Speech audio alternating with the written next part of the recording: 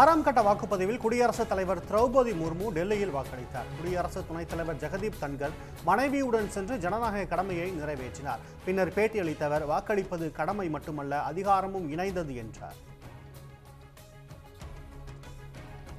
அனந்த்நாக் தொகுதியில் போட்டியிடும் முன்னாள் முதல்வர் மெஹபூபா முஃப்தி வாக்குச்சாவடி அருகே மறியலில் ஈடுபட்டார். எந்த ஒரு காரணமுமின்றி கட்சி தொண்டர்களும் முகவர்களையும் போலீசார் காவல் நிலையத்தில் வைத்திருப்பதாக அவர் கூறியுள்ளார்.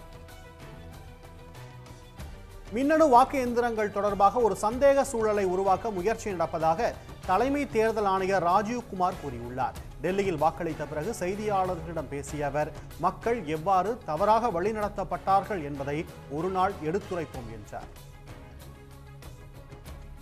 டெல்லியில் இந்தியா கூட்டணிக்கு ஆதரவு உள்ள பகுதிகளில் வாக்குப்பதிவுக்கு இடையூறு செய்ய காவல்துறைக்கு ஆளுநர் உத்தரவிட்டிருப்பதாக டெல்லி அமைச்சர் அதிஷி குற்றம் சாட்டியுள்ளார். ஆனால் இந்த குற்றச்சாட்டை துணைநிலை ஆளுநர் வி.கே. சக்சேனா திட்டவட்டமாக மறுத்துள்ளார். தமிழ்நாடு முழுவதும் நாளை நியாய விலை கடைகள் இயங்கும் என தமிழ்நாடு அரசு அறிவித்துள்ளது.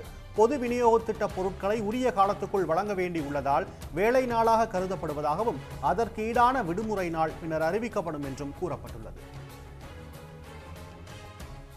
பட்டா மாறுதல் உள்ளிட்ட 26 வகையான அரசு சான்றிதழ்கள் விண்ணப்பித்த 16 நாட்களுக்குள் கிடைக்க அரசு நடவடிக்கை எடுத்துள்ளது. இது தொடர்பாக ஒவ்வொரு வட்டத்துக்கும் சிறப்பு அலுவலர்களை நியமிக்க மாவட்ட ஆட்சியர்களுக்கு வருவாய் நிர்வாக ஆணையர் கடிதம் எழுதியுள்ளார்.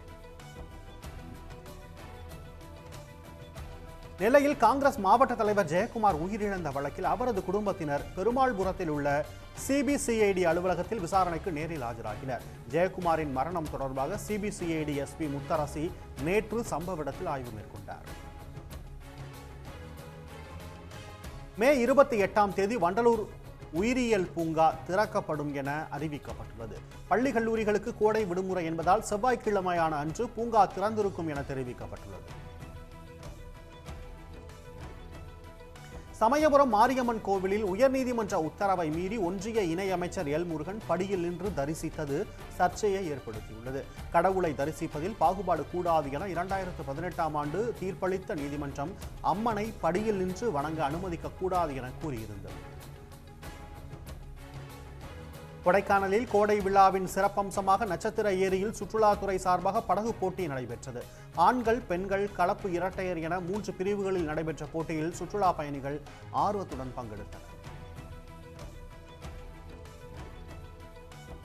தூத்துக்குடி உப்பாற்று ஓடையில் உயர்நீதிமன்ற மதுரை கிளை தடையாணையை மீறி தாமிர கழிவுகளை கடத்தி வருவதாக சமூக ஆர்வலர்கள் புகார் தெரிவித்துள்ளனர். தாமிர கழிவுகளை ஜேசிபி எந்திரம் மூலம் லாரியில் அள்ளி சிமெண்ட் ஆலைகளுக்கு கடத்துவதாக அவர்கள் கூறியுள்ளனர்.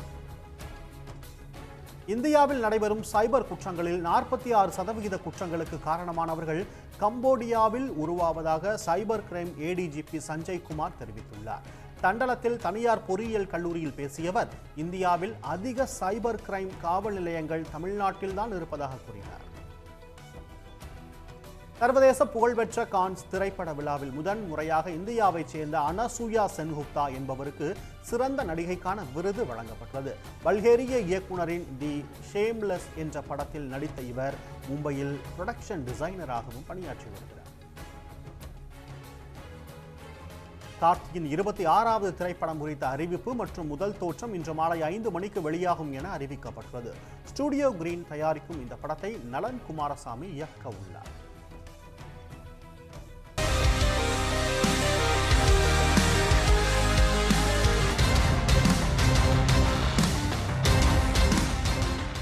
உடனுக்குடன் செய்திகளை தெரிந்து கொள்ள சன் நியூஸ் பெல் ஐகானை கிளிக் பண்ணுங்க.